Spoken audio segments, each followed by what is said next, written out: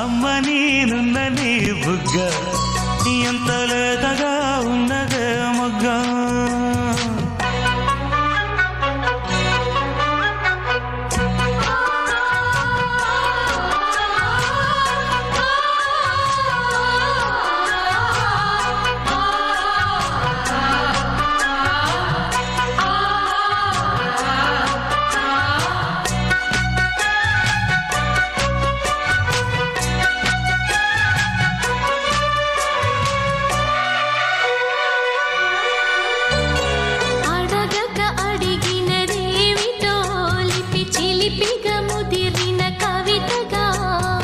అది విని అది మిన షోకులో ఉరి విడిచిన నెమలికి సవతిగా